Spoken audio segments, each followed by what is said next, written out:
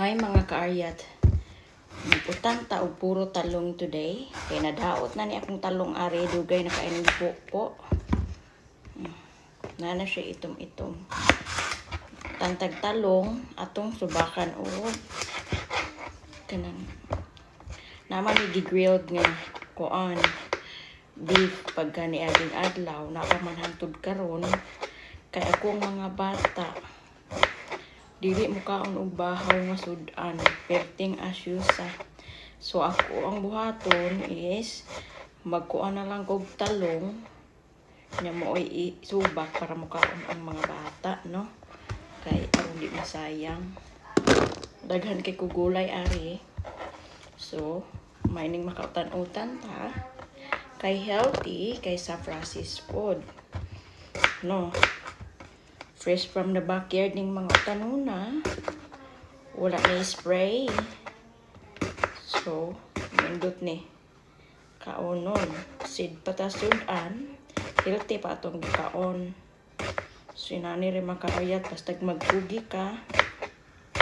Makakaon itagpis ko nga utanon.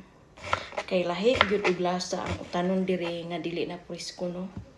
Lahi siya uglasa. Gina-sprayhan man gud na nila. Og spray nga dili kanang para dili dugay madaot ang kanang kuan ba utanon bisag unsa mga prutas ginisprihan mo na siya. Advice lang nako ipalit mo mga prutas like grapes, apples, no? Palutan kanang hugasan jud og maayo. Ako kay kuan usahay palutan ako ng apple kay kanang there's a one time nga nagpalit og kanang apple akong bana. So akong girab ang apple sa akong girab ang kamot sa apple. Pag ana nako sa akong kamot perting daghanang puti-puti nga langto baho jud siya kay sa tanan. So murag spray to siya para dili dugay madaot ang apple.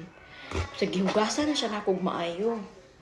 Naagyapon ang baho. So mo na nga need na to palutan kung mapalutan ang prutas. Dili diretsong kaunon kay na ay mga spray mostly gyud diri na ay mga spray para dugay madaot ang mga utanon. So inaana na mga kaaryat mas nindot yun ang kita may gatanom kay kabalugta nga wala na gi-sprayhan abono ra, no? Kay kanang uban mga tanom akong talong na gani daot kay wala man i-spray. Madaot man gid ang talong basta wala sa duulonon man ning talong ulod. So mao na mga kaaryat.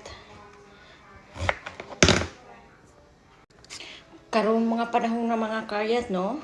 Gagmay pa ang mga bata, instant noodles, oily ning mga pagkaon, ipakaon.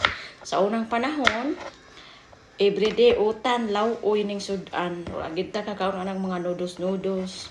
Tanang lagsa ra gid kay sa tanan ambot lang. Karon ang mga bata, junk foods, noodles, processed food, hotdog, mga unsa pa na diha ang gipangkaon. Sa una, mag-utang ta tag walay bitsin-bitsin. Kay layo kay tindahan di ka palit og bitsin. Una nga karon ang mga bata, no? Kuan, grabe unhealthy food ning gipangkaon. Layo ra kay sa una. Una nga lahi kay sa unang panahon og karon layo man pud kayo good lahi kayo kausaban mo na nga kung kita kabaluta unsay best sa atong mga anak gulay gyud ang best sa atong mga anak gyud pinaka healthy kaysa magsige kag fried diha og egg nya gamit ka og vegetable oil it's not healthy mag scramble kag egg unya imong gamit vegetable oil dili na healthy, no? Mining kabalutang utan og mga lawoy. Unsa nga klase sa utan ya. Gamit lang ta og kanang extra